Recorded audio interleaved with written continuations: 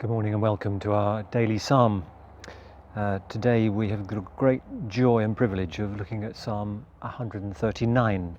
Psalm 139. It's a very well loved psalm. It's one of which you could probably spend all morning on. It's certainly in my top 10, and maybe it's in your top 10 psalms as well. One commentator describes the second section of it, verses 7 to 12, as one of the summits of Old Testament poetry. It's beautifully written. It's an intensely personal psalm. If you count up the number of times that I or me or my comes up 46 times in the 24 verses, and you or your, referring to God, comes up 32 times. So this is a you and I God, you and I psalm. The first 6 verses essentially say, God, you know all there is to know about me. I don't know if you know of the Johari window, which models what I know about myself and what others know about me. And it has 4 segments. There's a segment about the part of me that I know about myself and that other people know about me, which is the part of me which is open to everyone. There's the part of me that knows about myself that other people don't know. So that's the secret, the hidden part of me. There's the part of me which I don't know about, not aware of, but other people know only too well. They're my blind spots. And there's that part of me which nobody knows, which I don't know about myself, and certainly other people don't know. We would put in there, that's the bit that God knows. But actually, the psalm is about God knowing all of it, every single part of me. Psalm 139 declares that there's nothing about me which is hidden from God. He knows me totally, comprehensively, intimately. One commentator describes Psalm 139 as a celebration of God's invasion of our privacy. Well, there's a great comfort in knowing God's ultimate knowledge of us, but it's also rather disconcerting too. And this is one of those psalms which, when we read it in the process, we discover that it is reading us and revealing something about us in the way that we respond to what it says, about how comfortable we are with that knowledge that God has of us, how comfortable we are in our relationship with Him, therefore.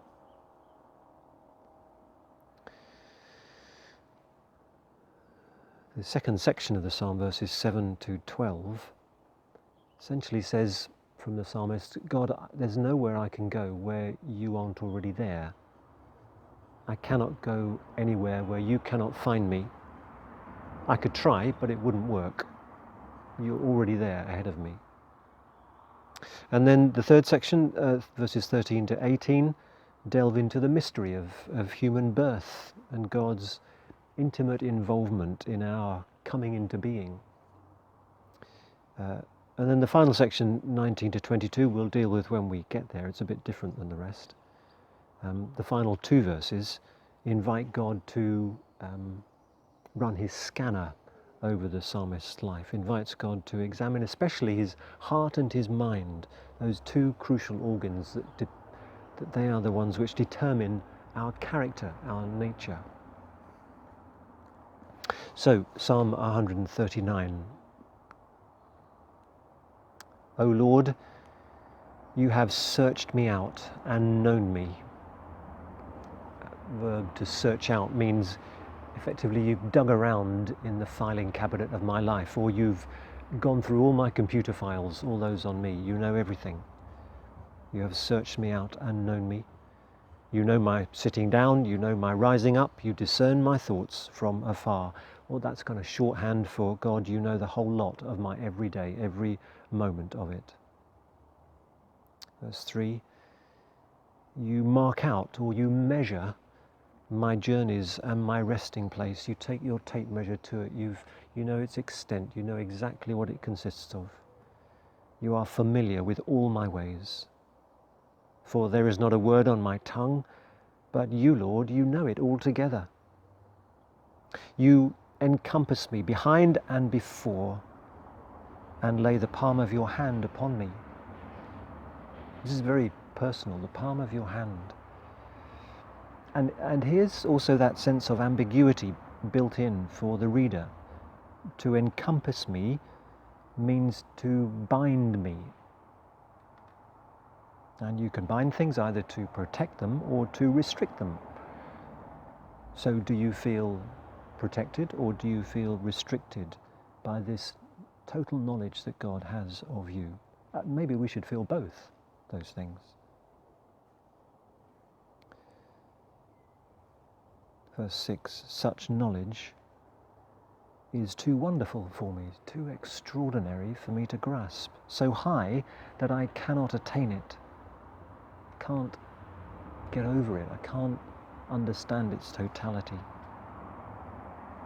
And then the second section, beginning at verse 7. So, where can I go then from your spirit, or where can I flee from your presence? That word presence is actually your face. This is very close. This isn't about some sense of God's presence. This is his actual face. Where can I go from your face? It's that intimate, that close. Verse 8, if I climb up to heaven, you are there. If I go underground, if I make my grave in the bed, you are there also. If I take the wings of the morning and settle on the far side of the sea, well, even there your hand shall lead me. Here's your hand again. Your right hand hold me fast. That wings of the morning phrase has a sense of the speed of dawn, moving rapidly from east to west at, about 1,000 miles an hour. So even if I could fly with the speed of light, I could never, God, be beyond your reach. Verse 11, if I say, well, surely the darkness will cover me and the light around me turn to night. Well, even darkness is not too dark for you. The night is as clear as the day. Darkness and light to you are both alike. The sense that, well, God sees even the invisibles. God sees and penetrates into what is inaccessible. We're in that fourth window, that part of my life that isn't known to me or anybody else in the Johari model. And then verses 13 onwards go into God's involvement in my life from the moment of conception.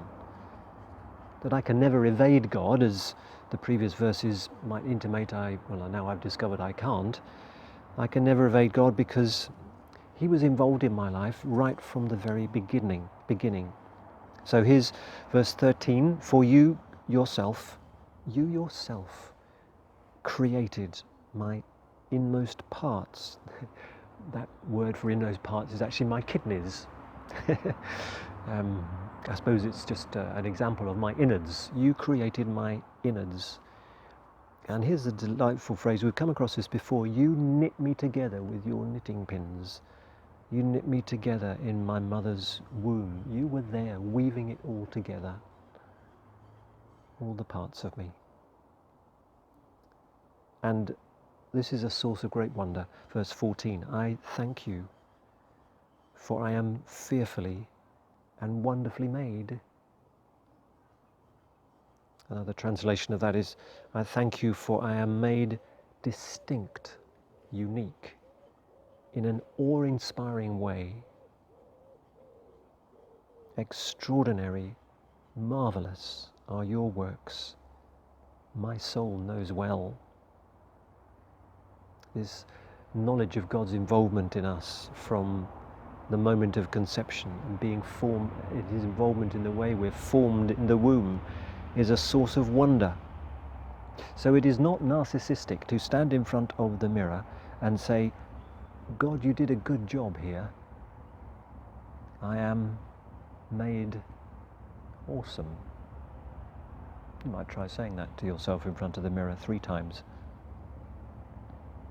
Verse 15, my frame was not hidden from you when I was made in secret. And here's that sense of God's involvement again. And woven in the depths of the earth. Another word for it is embroidered in the depths of the earth. Verse 16. Verse 16 is quite difficult to translate. For my eyes your eyes beheld my form as yet unfinished, but all the days ahead were already written in your book and shaped before any of them came to be. I think that's the best sense of that verse 16. God knows the content of all our days ahead of time. He'd written them down, made a diary of them. He knows who we will be and how we will be throughout our lives. And there's that sense of ambiguity again. Do we feel comforted by that, or a bit alarmed that God should know us so well before we've even said something, done something? Verse 17, how precious, how deep are your counsels, your intentions, your thoughts to me and of me, O God. How vast is the sum of them. All this knowledge is proof of God's infinite commitment to us. Verse 18, if I count them, well, they're more in number than the grains of sand. And at the end, if I could count them, I'm still in your presence. I'm still before your face. I did a ridiculous thought experiment once to try to work out how many grains of sand there are on a beach. I know. And I worked out, I guessed, that in just the UK beaches, there are sufficient number of grains of sand that if I spread them out, each one being a thought and intention to me by God, if I spread them out over an average lifespan of 85 years, then God would be having a thought and intention about me 3 million times every second. And that's just the beaches of the UK. Think how many beaches there are around the world and in the sand of grains of sand in the desert. So he would be having billions, trillions of intentions and thoughts about us every second of our life. Every second. Isn't that amazing? How much God is interested and concerned in us, for us. But then we get a change of tack here in verse 19. This is the psalmist's sort of re-entry into the real world where not everybody feels the same way about God, has that same understanding of just how amazing this God is and how incredible his knowledge of us. And what it draws out from the psalmist, it wells up within him unstoppably, seemingly. He cannot bear the thought that some people would treat God within anything other than reverence and awe and love. So here is this incredible outburst of horror, driven not by spite, but by zeal for God, that he should be given his due, and is appalled when he isn't. Verse 19, oh, that you would slay the wicked, O God, that the bloodthirsty might depart from me, the faithless might depart from me. There'd be none of them left, because that's no way to live. You are so great, you deserve better than this. Verse 20, they speak against you with wicked intent. Your enemies take up your name for evil. They misuse your name. How terrible is that? Verse 21, do I not oppose those, O Lord, who oppose you? Do I not abhor those who rise up against you? Verse 22, I have nothing but hatred for them. Such people should not exist. They've become my enemies also. Your enemies, my enemies. Can't bear it. They shouldn't behave like that. And it's almost as though that outburst causes the psalmist to just stop and say, ooh, but hang on a minute. Have a look inside himself. Almost, was I wrong to write that last bit, Lord? Does it show there's something wrong in me still? well, you'd better come and just check me out again. Would you do that? Verse 23, search me out, O God, and know my heart. Try me, examine my thoughts. That word thoughts is almost that restless cogitation that goes in my mind when I ponder these things. Just check out that I'm doing it in a way that is still honouring to you. Verse 24, see if there is any way of wickedness. The word means idolatrous ways. See if there are any idolatrous ways in me, any ways that are hurtful to you, and lead me. Please make sure I walk in the way everlasting that's your way. Well, what an amazing psalm. Let us pray. O Creator God, our Creator God, may every breath we take, every thought we have, be for your glory. May every footstep show you as our way, so that, trusting in your presence with us in this world, we may, beyond this life, still be with you, where you are alive and reign forever and ever. Amen.